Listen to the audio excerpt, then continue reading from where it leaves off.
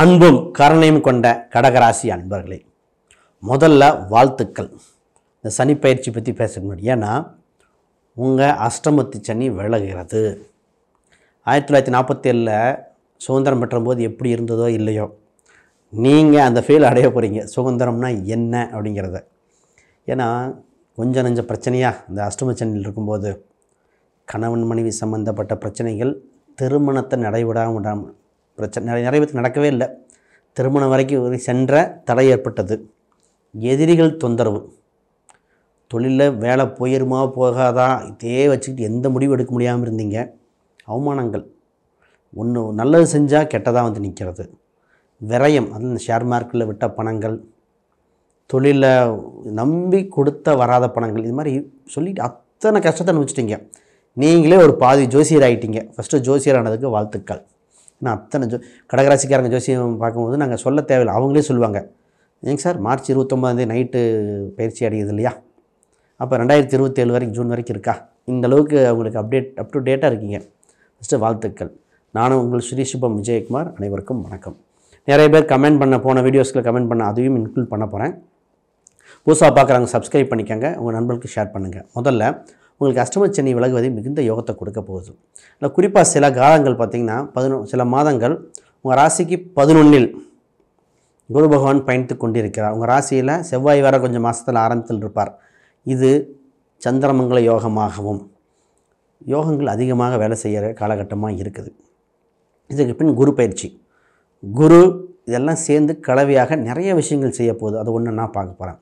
முதல்ல உங்களுக்கு நான் பேச போகிறது என்னென்னா, குடும்பத்தில் ஏற்பட்ட பிரச்சனைக்கு தீர்வு. ஏன்னா இதுதான் ரொம்ப முக்கியம். குடும்பத்தில் பார்த்திங்கன்னா பல பிரச்சனைகள், தீர்க்க முடியாத பல பிரச்சனைகள், அது அத்தனையும் இப்போ பரிதி முன் கண்ட பனி போல் விலகுது. குடும்பத்தில் பணம் சார்ந்து, குடும்ப உறவுகள் சார்ந்து, குடும்பத்தில் தெரியாமல் சொன்ன வார்த்தைக்கு கடைசி வரைக்கும் பதில் சொல்லிகிட்டு இருந்தது, கடனை வாங்கிக்கிட்டு பட்ட அவமானங்கள், இதுக்கெல்லாம் தீர்வு வந்தாச்சுங்க. இந்த கடகராசிக்காரங்க ஃபஸ்ட்டு தைரியமாக இருக்கலாம். திருமணம் ஏன்னா உங்கள் ராசிக்கு 7ஆம் அதிபதி 8இல் பயணித்து கொண்டு திருமணங்கிற ஒரு விஷயத்தை, அதன் மூலம் சொத்து இருக்கா, வீடு இருக்குதா, அது ப்ராப்பர்ட்டி, அவங்களுக்கு கம்பேரிசன் பண்ணி பல விஷயங்கள் நடந்தது. இதே பெண்களுக்கு கூட திருமணம் வரைக்கும் போயிட்டு வேண்டான்னு சொன்னது, பெண் வீட்டுக்காரங்க சொல்கிறாங்க, பெண் வீட்டுக்காரங்க ஓகே எங்களுக்கு செட் ஆகுதுங்கன்னு சொன்னால் ஆண் வீட்டுக்காரங்க இல்லைங்கிறது, அதில் பொருளாதாரம் பற்றி பேசுனது, இதெல்லாம் நடந்தது இல்லையா? இப்போல்லாம் எப்படி நடக்க போகுது? உங்களுக்கு மனதுக்கு பிடித்த வரன் பிடிச்சோன்னே ஓகேன்னு சொல்லி ஃபைனலைஸ் ஆகிற நேரம் வந்தாச்சு. அந்த வரன் வாழ்வில் கடைசி காலம் மட்டும் சிறப்பாக வாழக்கூடிய அம்சம் இருக்குது. இதற்கு முன்னாடி செய்யப்பட்ட ராகு கேது செவ்வாய் பரிகாரங்கள் எல்லாம் பழித்து உங்களுக்கு வாழ்க்கையில் வெளிச்சத்தை கொடுக்க போகிறது. இது மாற்றுக்கருத்து இல்லை. 12ஆம் இடத்துல வருகிற குரு 6, 8 பார்ப்பாருங்க. பிரச்சனையும் கொடுக்குற 2 ஸ்தானத்தை குரு கண்ட்ரோல் பண்ணுறதுனால தடையில்லை இனி வாழ்வின் விடையே. அப்போ திருமணங்கிறது சுபிச்சமாக இருக்குது.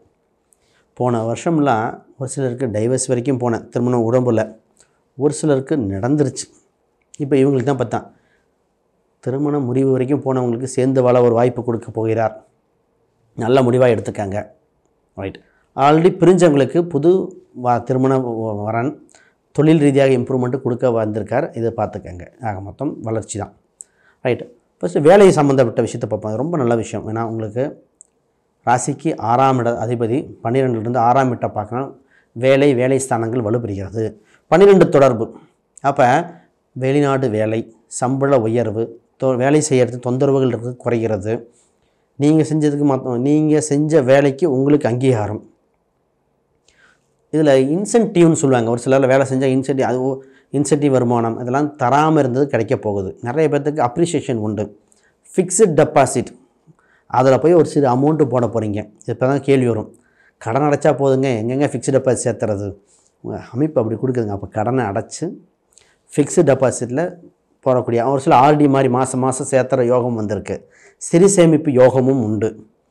குறிப்பாக அடகு வைத்த நகையை மீட்டுகிற யோகம் இப்போ இந்த வருஷத்தில் இப்படி வேலை செய்து பாருங்கள் அந்த குரு பகவான். அப்போ ஏன்னா நிறைய பேர் அடகு வைத்து விட்டு மீட்க முடியாமல் வட்டிக்கு வட்டி காட்டி நிறைய விரயம் பண்ணவங்க கொஞ்சம் நஞ்சம் இல்லை இந்த கடகராசிக்காரங்க. அதில் ஹெல்த் வைஸ் மூட்டு சம்பந்தப்பட்டது ஒரு சிலருக்கு ஃபைல்ஸ் தொந்தரவு, இதெல்லாம் நடந்து பெரியவங்க சின்னவங்களுக்கு வரைக்கும் அத்தனைக்கும் விடிவு காலம் வந்தாச்சு.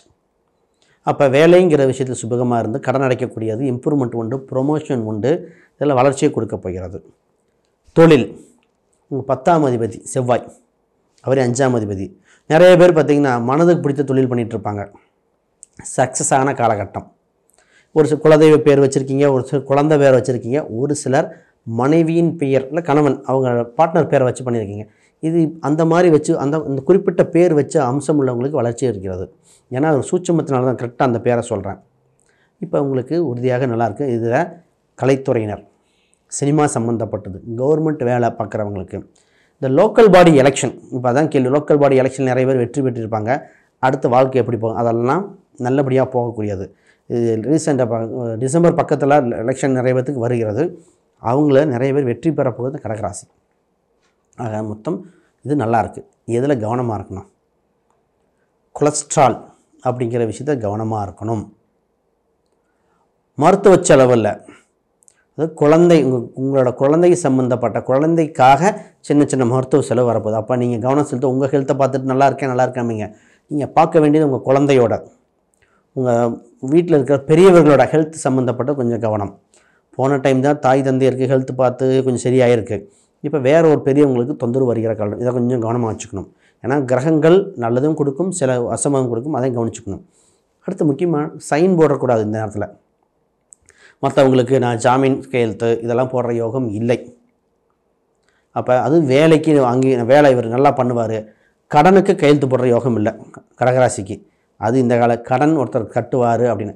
உங்கள் 6ஆம் அதிபதியை 6ஆம் வீட்டை சனி 10ஆம் பார்வையை பார்க்குற, குரு பார்க்குற, 2 பேர் பார்க்கும்போது அங்கே ஒரு அதாவது சனி பார்க்க ஒரு நியாயம் இருக்கும், குரு பார்க்க ஒரு முடிவு இருக்குங்க.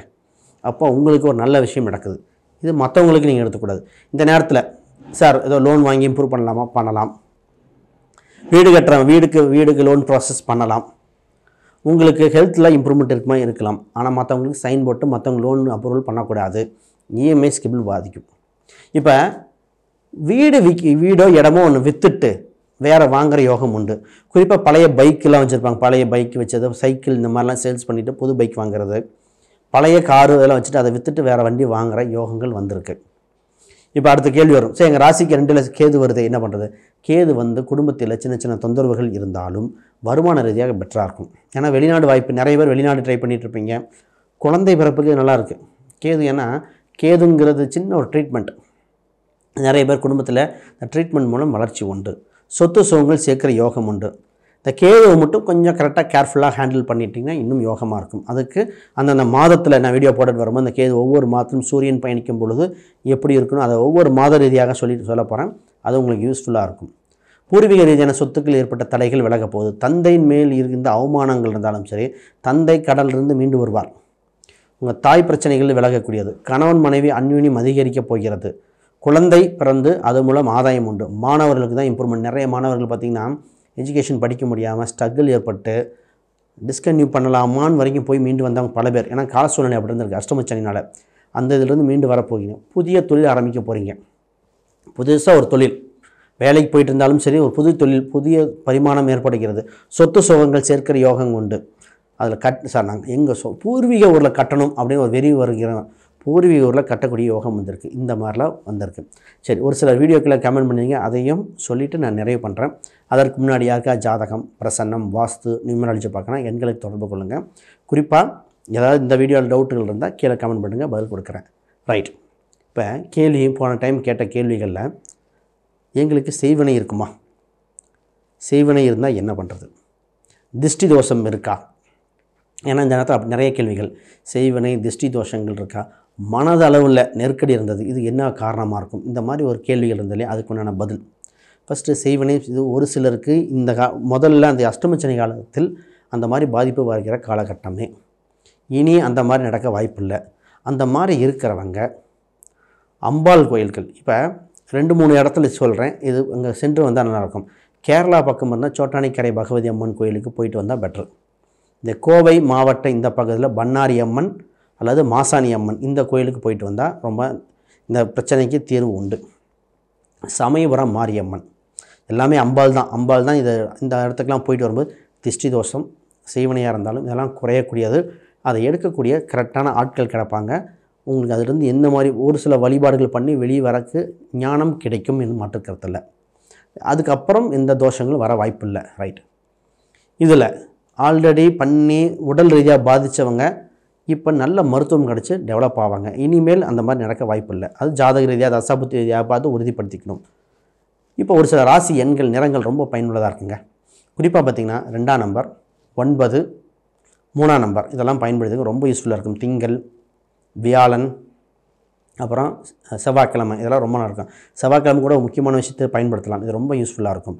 கோயில் வழிபாடு, இந்த அம்பாள் அதுங்கிறது ஒரு குறிப்பிட்டதுக்கு உங்களுக்கு என்ன அம்பாள், நீங்கள் ஒரு அடிக்கடி சிவன் கோயிலுக்கு சென்று வாருங்க. சிவன் ஸ்தலத்துக்கு அடிக்கடி சென்று வரும்போது சந்திரன் ராசி வர திருப்பதி ஒரு முறை சென்று மற்ற சிவன் கோயிலாக போயிட்டு வர சிவனை தரிசித்துட்டு அம்பாளை தரிசனம் செய்ய வளர்ச்சி உண்டு, வெற்றியும் உண்டு. ரைட். வேறு ஏதாவது கேள்விகள் சந்தேகங்கள் தான் வீடியோவில் கமெண்ட் பண்ணுங்கள். ஜாதகம் பார்க்கணும், மற்ற டீட்டெயில் பிரசன்னம்லாம் பார்க்கணும், எண்களுக்கு தொடர்புங்க. அனைவருக்கும் வணக்கம், வாழ்த்துக்கள்.